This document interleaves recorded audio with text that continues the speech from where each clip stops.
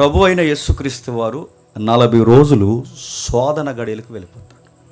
పరీక్షకు, విషమ పరీక్ష గుండా వెళ్ళిపోయిన ఆయనను గూర్చి ఆ సందర్భాన్ని మత్తయి కానీ, లూకా కానీ, మార్కు గారు కానీ మాట్లాడుతున్నప్పుడు, ఆయన పరీక్షింపబడుతున్నప్పుడు కొన్ని ప్రదేశాలు ఎక్స్పోజ్ చేశారు. మళ్ళీ ఏ ప్రదేశాలు?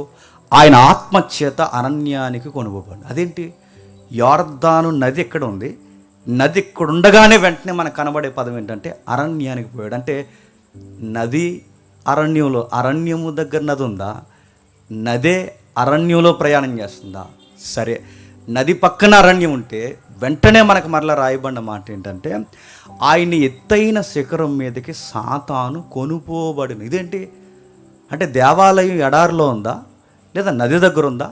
అది ఇలా చదువుతూ ఉండగానే మరలా ఆయన ఎత్తైన ప్రదేశానికి తీసుకొని వెళ్ళిపోయాను అని చదువుతాం.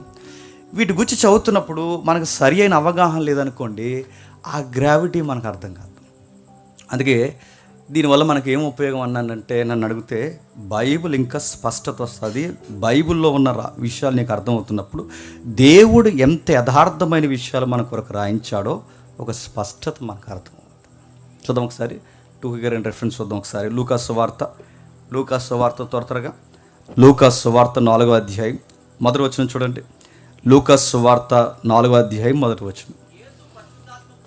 యేసుక్రీస్తు వారు పరిశుద్ధాత్మ పూర్ణుడై యోర్దాను నది నుండి తిరిగి వచ్చి 40 దినములు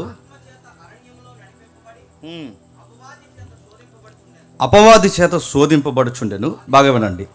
ప్రభు అయిన యేసుక్రీస్తు వారి యొక్క జోర్డాను మినిస్ట్రీ అని ఒక పెద్ద సబ్జెక్ట్ ఉంది.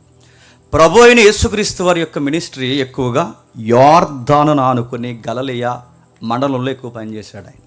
రెండవది, బాప్టిజం ఇచ్చి యోహాను యొక్క పరిచర్య ఎక్కడుంది? యోర్దాను పై ప్రాంతాల్లో యేసుక్రీస్తు వారి పరిచర్య చేస్తే, యోర్దాను లోతట్టు ప్రాంతంలో పరిచర్య చేసింది ఎవరు? John the Baptist. అర్థమవుతులేదు? జియోగ్రఫీ అంటే కొంచెం కన్ఫ్యూజన్ ఉంటుంది, వినండి. మీకు అర్థమైపోయినా వినండి, నా ఆశ కోసమన్నా వినండి. సరే, యోర్దాను పై ప్రాంతాలు అంటే పల్లె ప్రాంతాలు, పట్టణ ప్రాంతాలు, యోర్దాను ఆనుకున్న మండలం ఏదైతే ఉందో, గలిలయ కానీ, నజరేతు కానీ, కపెర్నహూము కానీ, కొన్ని ప్రాంతాల్లో ప్రభు అయిన యేసుక్రీస్తు వారు ఎక్కువ చుట్టాడు ఆయన 3.5 సంవత్సరాలు. ఈ పరిసర ప్రాంతాల్లో ఆయన ఎక్కువ సువార్త చేస్తే, మరి బాప్టిజం ఇచ్చే యోహాను పరిచర్య ఎక్కడ ఉందంటే ఆయన ఎక్కువ ట్రావెలింగ్ చేయలేదు.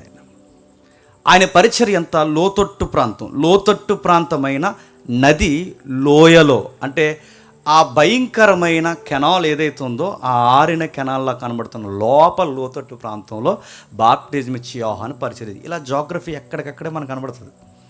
ఈ జియోగ్రఫీ గురించి మాట్లాడుకున్నప్పుడు ప్రభు అంటున్నాడు చూడండి, ఆయన అరణ్యానికి కొనుపోబడ్డాడట. అరణ్యానికి కొనుపోబడిన ఆయన 9వ వచనంలో అక్కడ రాస్తున్నాడు చూడండి. 9వ వచనంలో,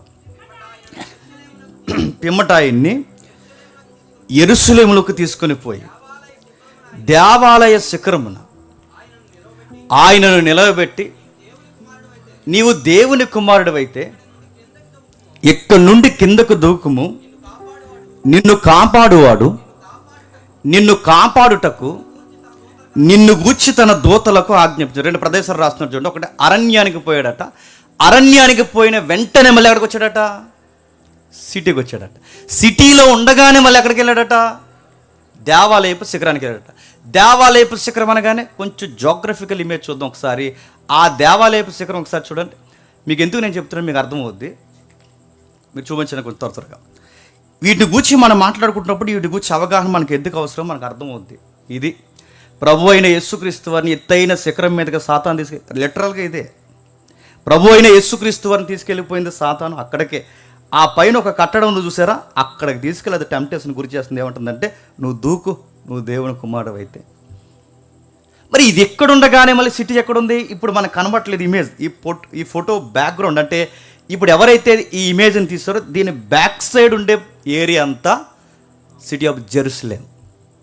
ఇంకా మీకు అర్థం కింద కనబడుతుంది చూడండి, ఆ ఏవైతే మీకు అంజూర చెట్లు కనబడుతున్నాయో, ఈ అయితే ఫలములు కనబడుతున్నాయో, ఈ తమల వృక్షాలు ఉన్నాయి చూసారా, వీటి వెనకాల ఆనుకొని ఉండే ప్రదేశం జెరూసలేం కనబడుతుంది.